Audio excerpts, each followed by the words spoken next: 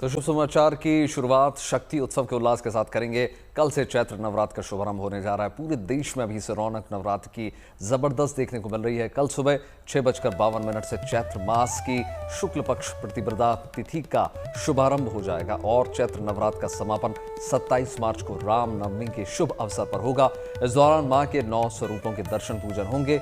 मां की सभी धाम सज धज कर तैयार हैं। भक्तों में भारी उत्साह देखने को मिल रहा है। खास बात इसमें यह है कि चैत्र नवरात्र के दिन इस बार बहुत ही दुर्लभ संयोग भी बन रहे हैं। यहाँ पर अमावस्या और प्रतिपदा तिथि एक ही दिन पड़ रही है। स्नान दान का क्या समय होगा, कलश स्थापना मुहूर्त और पूजा विधि की पूरी जानकारी आपको देंगे। साथ ही साथ इस महोत्सव को लेकर भक्तों का जो उत्साह है वो भी जबरदस्त तरीके से देखने को मिल रहा है। उसकी भी ये तस्वीरें इस वक्त आपको टेलीविजन स्क्रीन पर दिखा रहे हैं।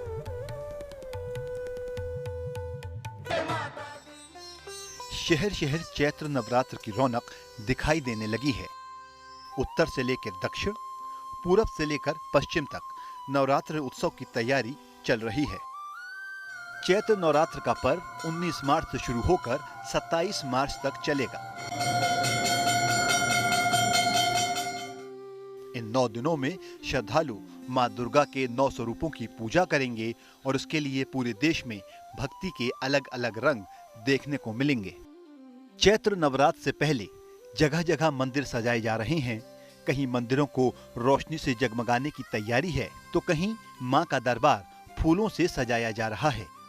मंदिरों में श्रद्धालुओं की भारी भीड़ उमड़ेगी, इसके लिए विशेष इंतजाम भी किए जा रहे हैं।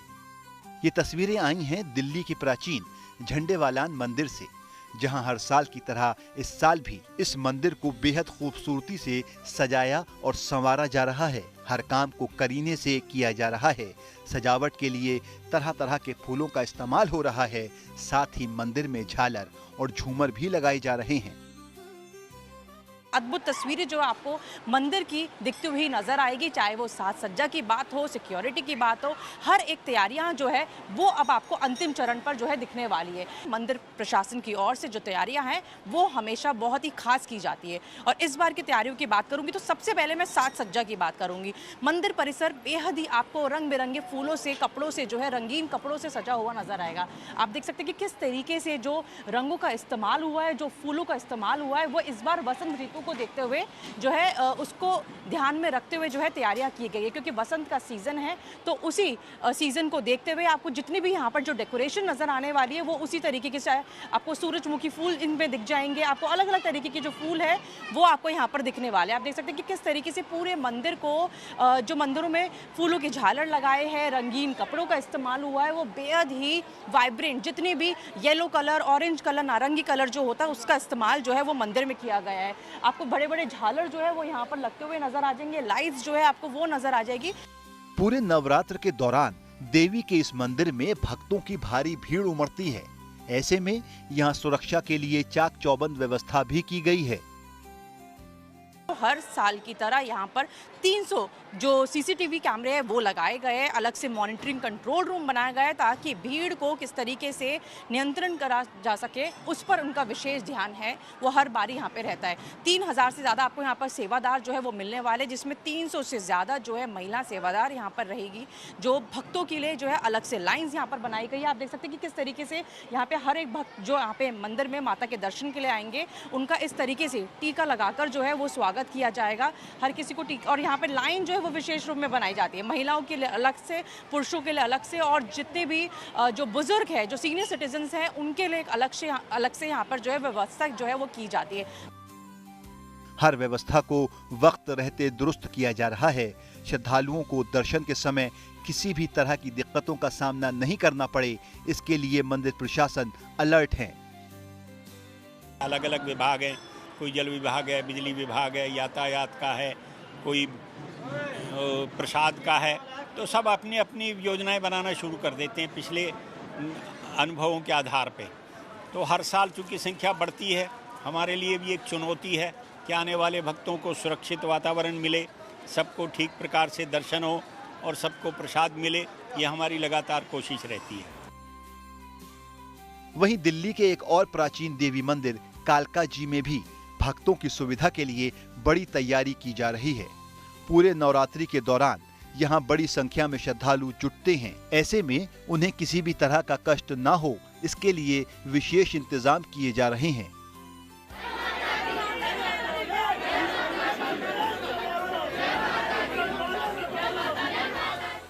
दिल्ली की तरह देश के दूसरे देवी मंदिरों में भी चैत्र नवरात्रि से जुड़ी तैयारियां अंतिम चरण में हैं। फिर चाहे वो गुजरात का अंबाजी मंदिर हो या फिर प्रयागराज का आलोप शंकरी मंदिर, हर तरफ तैयारियों को अंतिम रूप दिया जा रहा है। भक्तों का उत्साह चरम पर है। घरों से लेकर मंदिरों तक मां के स्वागत की तैयारी जारी है। शक्ति उत्सव की यही महिमा है। मान्यता है कि नवरात्रि के 9 दिनों में देवी मां के 9 स्वरूपों की पूजा करने से भक्तों की सभी मनोकामनाएं पूरी होती हैं। दिल्ली से मनीषा लड्डा और आशुतोष कुमार के साथ अंबाजी से शक्ति सिंह परमार और प्रयागराज से पंकज श्रीवास्तव के साथ bureau report, good news today. Navratra में श्रद्धालु घट स्थापना कर मां दुर्गा के 9 रूपों की पूजा शुरू करते हैं और व्रत रखकर माता रानी का आशीर्वाद पाने की कामना करते हैं। नवरात्र के पहले दिन कलश स्थापना का विशेष महत्व माना गया है। इसी के साथ ही हिंदू नववर्ष की शुरुआत भी मानी जाती है। इसीलिए इस दिन घरों और मंदिरों में विधि विधान से कलश स्थापना होती है। ज्योतिष गणना के अनुसार इस बार 19 मार्च को सुबह 6:52 से लेकर 7:43 तक घट स्थापना का शुभ मुहूर्त बताया गया है। इस साल के नवरात्र के पहले दिन घट स्थापना पर अमावस्या का संयोग भी बन रहा है, तो वहीं ग्रह नक्षत्रों की स्थिति काफी शुभ मानी जा रही है। दृक पंचांग के अनुसार इस दिन शुक्ल योग, ब्रह्म योग और सर्वार्थ सिद्धि योग एक साथ बन रहा है। इन तीनों योगों को अत्यंत शुभ माना जाता है और ऐसी मान्यता है कि इस समय मां दुर्गा की पूजा अर्चना करने से सभी मनोकामनाएं पूरी हो जाती हैं। कलश स्थापना का जो श्रेष्ठ मुहूर्त है 19 मार्च दिन बृहस्पतिवार को सूर्योदय से लेकर के, सूर्योदय का मतलब ये हुआ कि 6:48 के बाद से लेकर के देर रात तक है, शाम तक है, जिसमें शुभ चौघड़ियों की चर्चा किया जाए तो सुबह 6:48 से लेकर के सुबह 7:30 बजे तक पहला मुहूर्त है कलश स्थापना का। दूसरा जो मुहूर्त है सुबह 10:30 बजे से लेकर के दोपहर में 3 बजे तक है। तीसरा जो मुहूर्त मिल रहा है वह 4:30 बजे से लेकर के 6 बजे तक किया जाए तो श्रेष्ठ मुहूर्त होता है। यदि अभिजीत मुहूर्त मिल जाए तो उसकी बात ही अलग हो जाती है। तो यह जो समय प्राप्त हो रहा है 19 मार्च दिन गुरुवार को दिन में 11:38 से लेकर के 12:26 के मध्य में शुभ चौघड़ियां भी प्राप्त हो रही हैं और अभिजीत मुहूर्त भी हमको प्राप्त होगी। तो कलश स्थापना के लिए सबसे श्रेष्ठ मुहूर्त यही है, 11:38 से दिन में लेकर और 12:26 दोपहर तक। और देखिए, राजस्थान में करौली के प्रसिद्ध कैला देवी मंदिर में चैत्र नवरात्रि के अवसर पर बड़ी संख्या में पदयात्रा जो करते हुए मां के दर्शन करने के लिए तमाम श्रद्धालु पहुंच रहे हैं। मां के दर्शन से पहले श्रद्धालु पांचरा बांध में स्नान करते हैं और मां से सुख समृद्धि की कामना करते हैं। मंदिर ट्रस्ट और पुलिस प्रशासन ने श्रद्धालुओं की सुविधा के लिए विशेष इंतजाम किए।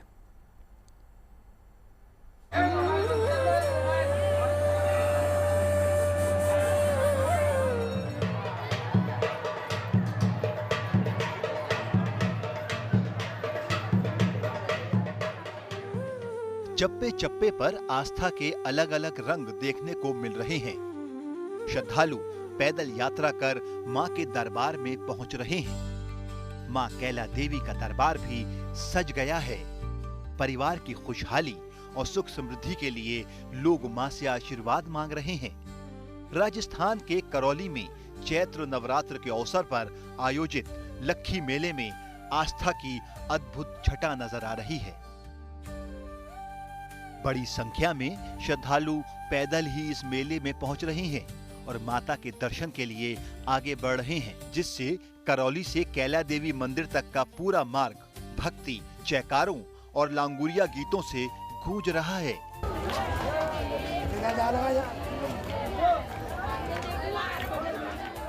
इन तस्वीरों में देखा जा सकता है कि पैदल यात्रियों का उत्साह चरम पर है। सैकड़ों किलोमीटर की दूरी तय कर श्रद्धालु मां के दरबार में हाजिरी लगाने पहुंच रहे हैं। बुजुर्ग, महिलाएं, पुरुष और बच्चे सभी कैला मैया की भक्ति में डूबे हुए पैदल यात्रा कर रहे हैं। हम पिछले 35 वर्षों से यात्रा कर रहे हैं। हमारे डीसीएम है, इसमें 300 लोग हमारा ग्रुप है, करीब 50 बाइक हैं और हमारा सी धारणा है कि माँ के दर्शन से ही सारे पाप धुल जाते हैं और सारे मनोकामना पूरी होती हैं। और विशेष बात यह है कि माँ कैला देवी हम आगरा वालों बहुत मेहरबान हैं। यहीं के अंजनी माता मंदिर में भी भक्तों की भीड़ उमड़ रही है। पांचना बांध में स्नान करने के बाद पदयात्री अरावली पर्वत श्रृंखला की पहाड़ी पर स्थित इस प्राचीन मंदिर में दर्शन कर अपने परिवार की सुख समृद्धि की मन्नत मांगते हैं। करौली राज परिवार की कुलदेवी अंजनी माता के दर्शन कर श्रद्धालु नई ऊर्जा और आस्था के साथ कैला देवी की ओर बढ़ते हैं। हमारे बाल बच्चे और बीवी सब खुश रहे, हमेशा बढ़िया रहे और माता रानी हमेशा पूरी करती है इन चीज़ों को, इसलिए हम हर बार ही आएंगे, हमेशा आते रहें। कितने साल से आ रहे हैं? हमें 14 साल हो गया, 14 साल से आते आ रहे हैं। 7 साल पैदल आ गया, आज बाइक से आया हूँ। अभी तो मैया बुलाती है, वही आता है इनके दरबार में। हमारा आने का इच्छा नहीं था, लेकिन फिर भी उन्होंने बुला लिया है। हम भी यही चाहते हैं माता के साथ में सबका भला हो, माता रानी सबका भला करे। पदयात्रा मार्ग पर जगह जगह भंडारा सेवा भी चल रही है।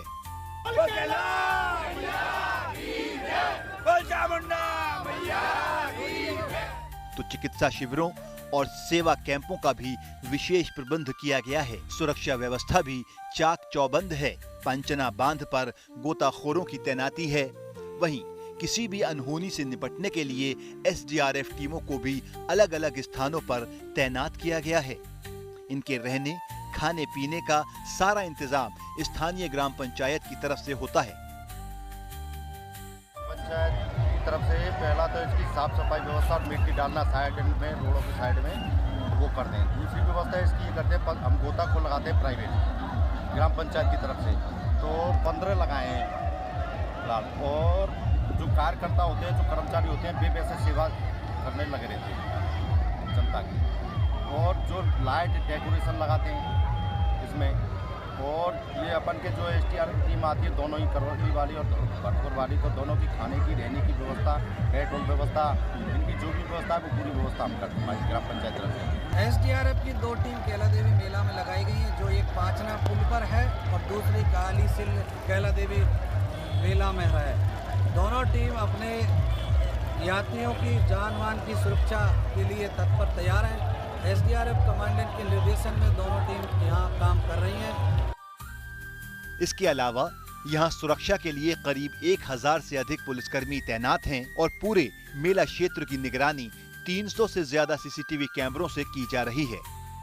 भक्तों की सुविधा के लिए 350 से अधिक रोडवेज बसें चलाई जा रही हैं, जबकि ट्रस्ट की ओर से 350 निजी सुरक्षा कर्मियों की भी तैनाती की गई है। भीड़ नियंत्रण के लिए 12 इमरजेंसी गेट बनाए गए हैं। गर्मी को देखते हुए मेले में 25 जल मंदिर, 160 शौचालय और सफाई के लिए 200 से अधिक सफाई कर्मी भी मौजूद हैं। साथ ही चिकित्सा सुविधा के लिए 24 घंटे डॉक्टरों की टीम और एम्बुलेंस भी तैनात की गई है। कैला देवी मंदिर में ये मान्यता है कि देवी यहाँ विराजमान हैं और यहाँ आने वाले सभी भक्तों की मनोकामनाएं पूरी करती हैं। कैला देवी मंदिर का हिंदू समुदाय में विशेष महत्व है। ऐसे में यहाँ भक्ति, सेवा और समर्पण का अद्भुत संगम देखने को मिल रहा है। राजस्थान के करौली से गोपाल लाल माली के साथ bureau report, good news today.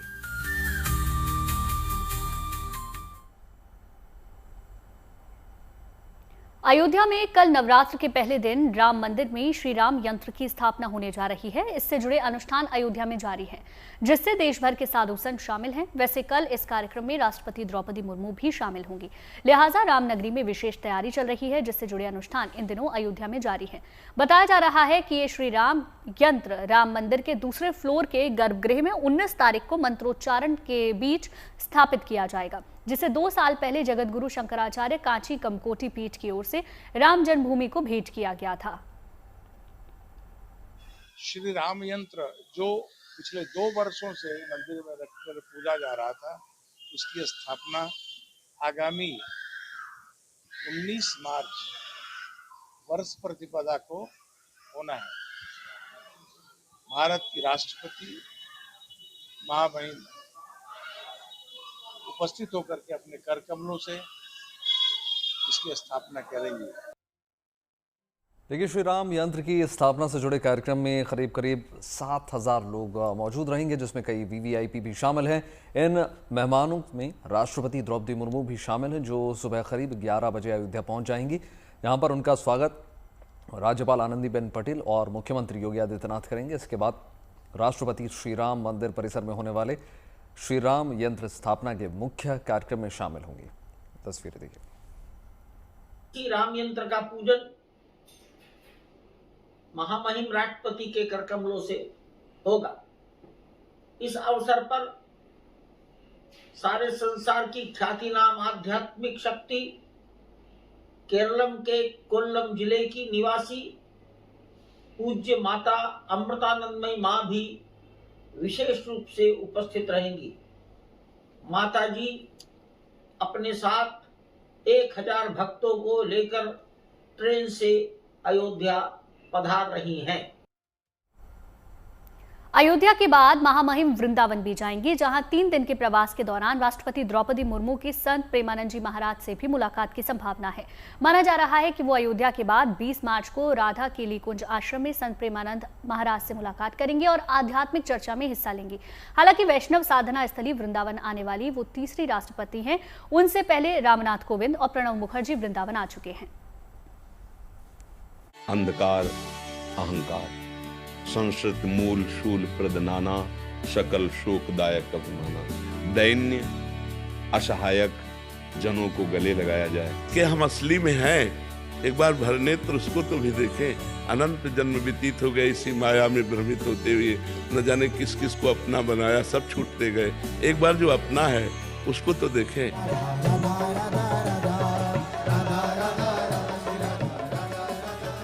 वैष्णव साधना स्थली वृंदावन की पवित्र पावन धरती पर जो आता है, वो एक बार संत प्रेमानंद जी महाराज से मिलने जरूर जाता है।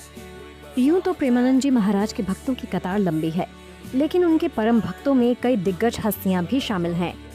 उनसे मिलने और दर्शन के लिए क्रिकेटर विराट कोहली और उनकी पत्नी अभिनेत्री Anushka Sharma, cricketer Rinku Singh, actor Ashutosh Rana, Ravi Kishan, actress Hema Malini और मोहन भागवत समेत कई नामचीन राजनीतिक, फिल्मी जगत, खेल जगत, आध्यात्मिक जगत, सांस्कृतिक जगत की अन्य हस्तियां उनके आश्रम आती हैं। अब देश की राष्ट्रपति द्रौपदी मुर्मू प्रेमानंद जी महाराज से मुलाकात कर सकती हैं।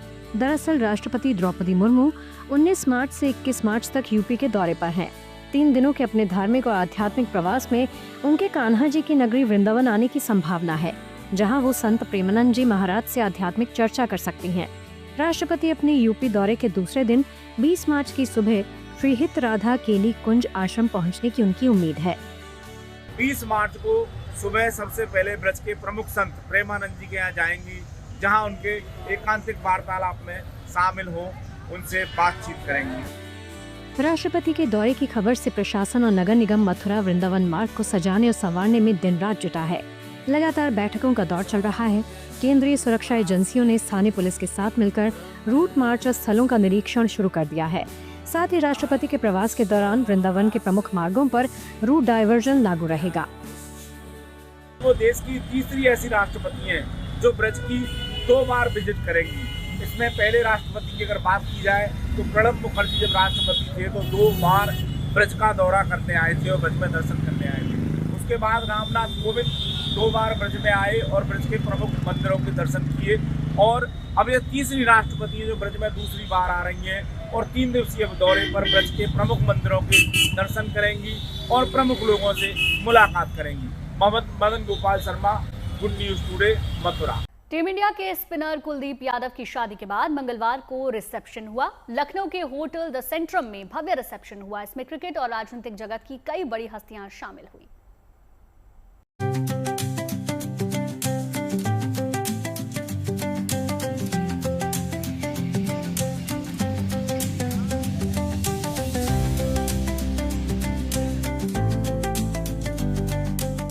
लखनऊ की ये शाम बेहद खास रही। यहाँ देश के बड़े सितारे नजर आए, फिर चाहे वो बात क्रिकेट जगत के सितारों की हो या फिर सियासी हस्तियों की। कुलदीप यादव अपने जीवन की नई पारी में प्रवेश कर चुके हैं। उन्होंने पिछले हफ्ते अपनी बचपन की दोस्त वंशिका से मसूरी में शादी की थी और फिर मंगलवार को उन्होंने लखनऊ के होटल द सेंट्रम में ग्रैंड रिसेप्शन दिया। यहाँ दूल्हा दुल्हन ट्रेडिशनल लुक में नजर आए। कुलदीप ने ब्लैक कलर का बंद गला सूट तो वंशिका ने क्रीम कलर की साड़ी पहनी। इस दौरान दोनों ने केक भी काटा। कुलदीप भाई ने नाम भी रोशन इतना किया है हमारा, तो आई थिंक जब भी कोई आर्टिस्ट या कोई एंटरटेनर या कोई क्रिकेटर हमारे शहर से, जब कानपुर से या यूपी से निकलता है, तो आई थिंक कलेक्टिवली हम लोग को प्राउड फील होता है यार। मतलब हमने भी थोड़ा बहुत करा है कॉमेडी में, बट कुलदीप भाई ने वर्ल्ड लेवल पे जो रिप्रेजेंट किया है कंट्री को, सिटी को, कानपुर को, यूपी को, आई थिंक प्राउड मोमेंट है। और आज बहुत बड़ा दिन है कुलदीप भाई के लिए और वंशिका भाभी के लिए, तो आई थिंक उनको बहुत बहुत मुबारक हो, बहुत बहुत प्यार हमारी तरफ से। इस समारोह के लिए नवाबों के शहर में सितारों का जमघट लग गया। सबसे पहले टीम इंडिया के हेड कोच गौतम गंभीर ने स्टेज पर पहुंचकर कुलदीप और वंशिका को आशीर्वाद दिया। इस मौके पर यूपी के सीएम मुख्यमंत्री योगी आदित्यनाथ भी रिसेप्शन में पहुंचे। कुलदीप ने सीएम योगी के पैर छूकर उनका आशीर्वाद लिया।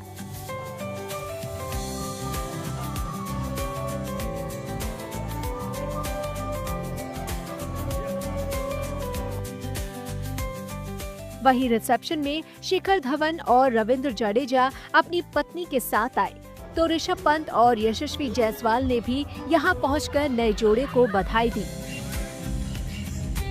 और शिखर धवन अभी पहुंचे हैं और तमाम बड़े क्रिकेटर्स यहां पहुंच रहे हैं, एक के बाद एक क्रिकेटर्स। और ये शिखर धवन की तस्वीर आप फिलहाल देख रहे हैं, अपनी धर्मपत्नी के साथ वो यहाँ पहुंचे हुए हैं और सामने की तरफ स्टेज लगा हुआ है।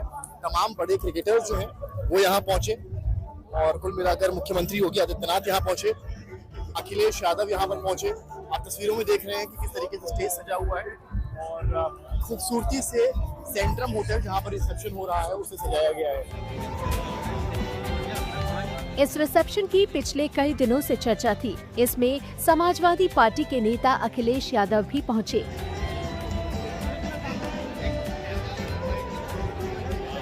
वहीं बीसीसीआई उपाध्यक्ष राजीव शुक्ला ने भी इस आयोजन में शिरकत की और वर-वधू को आशीर्वाद दिया। लंबे समय से यूपी क्रिकेट एसोसिएशन से और भारतीय क्रिकेट कंट्रोल बोर्ड से जुड़े हैं और उनकी खेल की क्षमता को सब मानते हैं, इसलिए हम सब उनको शुभकामनाएं देने आए। आज बहुत बड़ा दिन उनके लिए है, उनका विवाह हो रहा है और इस विवाह का रिसेप्शन है आज, तो इसलिए हम सब उनको शुभकामनाएं देने आए हैं और मुझे पूरी उम्मीद है कि उनका दाम्पत्य जीवन बहुत सुखमय रहेगा। जाहिर है मसूरी से लखनऊ तक शादी का जश्न मनाया गया। हर जगह सितारों से होटल हाउसफुल रहे।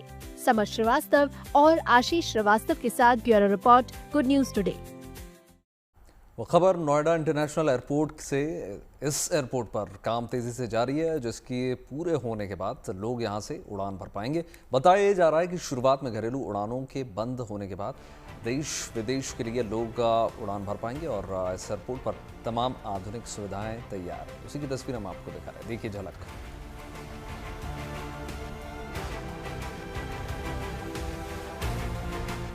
दिल्ली एनसीआर को जल्द ही मिलने वाला है तीसरा अंतर्राष्ट्रीय हवाई अड्डा। इस वक्त मैं नोएडा इंटरनेशनल एयरपोर्ट के डिपार्चर टर्मिनल पे हूं, जो फिलहाल डोमेस्टिक ऑपरेशंस के लिए काम करेगा। आप और हम जब नोएडा इंटरनेशनल एयरपोर्ट पहुंचेंगे तो इस दरवाजे से मैनुअली टिकट तो आप देकर आम एयरपोर्ट्स की तरह अंदर जा सकते हैं, लेकिन इस एयरपोर्ट पे खास ये होगा कि हर दरवाजा डीजी यात्रा इनेबल्ड होगा। यानी कि इस डीजी यात्रा की मशीन की तरफ मैं देखूंगा, डिटेल्स मेरे मैच होंगे और उसके बाद ये जो दरवाजा है खुल जाएगा और फिर हमारी एंट्री होगी उस कॉम्प्लेक्स के अंदर, जहां से उत्तर प्रदेश का एक एम्बिशियस प्रोजेक्ट जो पश्चिमी उत्तर प्रदेश को कनेक्ट करेगा देश और अंतर्राष्ट्रीय डेस्टिनेशंस के बीच में एक बहुत बड़ा ब्रिज बनने वाला है और दिल्ली के आईजीआई एयरपोर्ट से जो उसका लोड है, पैसेंजर लोड है, उसको भी कम करने में मददगार साबित होगा। वो यही है Noida international airport, Indigo, air India express और अकासा, ये 3 ऐसे एयरलाइन ऑपरेटर्स हैं जिन्होंने NIA यानी कि नोएडा इंटरनेशनल एयरपोर्ट के लिए अपनी अर्जी डाली है। एरोड्रोम का जो सर्टिफिकेशन है वो इशू कर दिया गया है मिनिस्ट्री ऑफ सिविल एविएशन द्वारा। अब सिक्योरिटी का कुछ फेजेस बचे हुए हैं। बीकास एयरपोर्ट सिक्योरिटी को लेकर क्लियरेंसेज होते हैं, उसके बाद यहाँ पे जल्दी आपको हवाई जहाज उड़ान भरते हुए दिखाई देंगे। यानी कि अगर आप ग्रेटर नोएडा, ईस्ट दिल्ली और आसपास के इलाकों में रहते हैं तो दिल्ली के IGI एयरपोर्ट तक जाने की आपको ज़रूरत शायद कम पड़ेगी, क्योंकि यहाँ से उड़ान भरना आसान होगा, ट्रैफिक से आप बच पाएंगे। वीडियो सहयोगी शगुन के साथ मैं अमित भारद्वाज, दिल्ली। ताज़ा बर्फबारी की वजह से पहाड़ों की खूबसूरती इन दिनों देखते ही बन रही है। आपको मनाली की वादियों की ड्रोन तस्वीरें दिखाते हैं। यहाँ का कुदरती नज़ारा देख सैलानी मंत्रमुग्ध हैं और प्रकृति के उत्सव का आनंद ले रहे हैं। पहाड़ों पर स्नोफॉल ने टूरिज्म सीजन को भी विस्तार दिया है और स्थानीय लोग भी कुदरत की इस मेहरबानी पर काफी खुश नजर आ रहे हैं।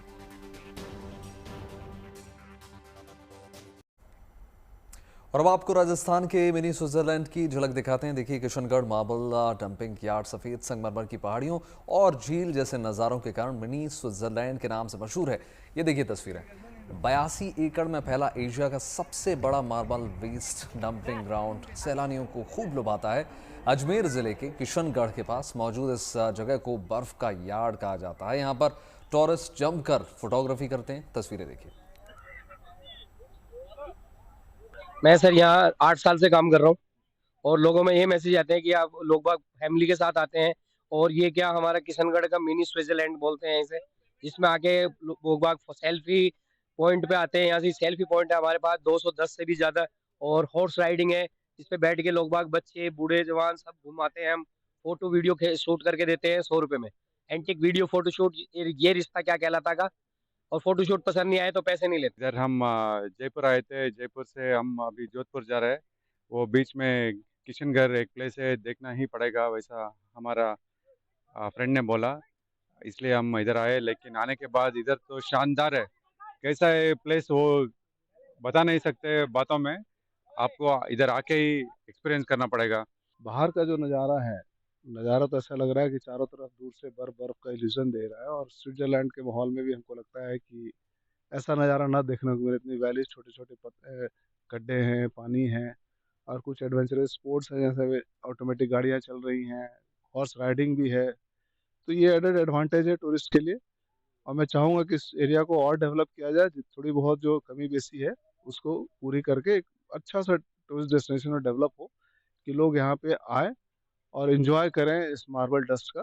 ऐसा लग रहा है कि जैसे सब तरफ बर्फ गिरी हुई है, और ये जो यहाँ पर एक्टिविटीज़ हैं, जो गाड़ियाँ चलाते हैं ये लोग, उसके बाद वीडियो शूट करते हैं, प्लस हॉर्स राइडिंग है, उससे यहाँ की जो टूरिस्ट के लिए एक अट्रैक्शन है ये जगह। और मैं चाहूँगा कि इसको थोड़ा सा और, ये जो एसोसिएशन है मार्बल एसोसिएशन, इसको और डेवलप करे और इसको एक अच्छा स्पॉट बनाए, जिससे कि किशनगढ़ में जो लोग आते हैं उनके लिए एक यहाँ पर एक पॉइंट, टूरिस्ट पॉइंट हो। देखिए, मौजूदा वक्त में संयुक्त परिवारों का चलन कम ही देखने को मिल रहा है। ऐसे में कई बुजुर्ग अपने रोजमर्रा के काम के लिए भी काफ़ी परेशान होते हुए नजर आते हैं, लेकिन चीन के यूजियांग में इसका हल निकाल दिया गया है। यहाँ पर रोबोट वाला मेडिकल केयर स्टेशन काफ़ी ज़्यादा मददगार साबित हो रहा है। देखिए।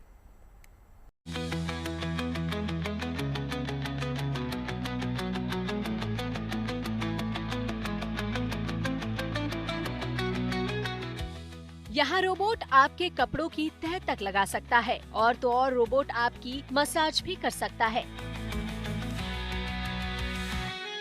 ये तस्वीरें बुजुर्गों के एक केयर स्टेशन की है, जहाँ रोबोट ही बुजुर्गों के सभी काम कर देते हैं। इस स्टेशन की शुरुआत चीन के यूजुआंग में हुई है। दावा है कि ये एल्डरली फ्रेंडली मेडिकल सेंटर दुनिया में अपनी तरह का पहला है। हम धीरे धीरे बुजुर्गों से सुझाव और राय इकट्ठा करके और सर्विस देने वालों को फीडबैक देंगे। इससे रोबोट को अपग्रेड करने में मदद मिलेगी। आज के दौर में जब संयुक्त परिवारों का चलन लगभग खत्म हो चुका है, ऐसे में ये मेडिकली केयर स्टेशन काफी मददगार साबित हो सकते हैं। इसमें 40 से ज्यादा तरह के स्मार्ट रोबोट लगे हैं, जो बुजुर्गों के साथ बोर्ड गेम खेल सकते हैं। और गर्म चाय भी सर्व कर सकते हैं। एल्डरली केयर स्टेशन में कई तरह की एक्टिविटीज होती हैं, जिसमें लगभग हर चीज शामिल है, गेम्स, डांसिंग, सिंगिंग और भी बहुत कुछ। बुजुर्गों की देखभाल वाले ये स्टेशन एक पायलट प्रोजेक्ट का हिस्सा है, जिसका मकसद अलग अलग परिस्थितियों में बुजुर्गों की देखभाल करना है।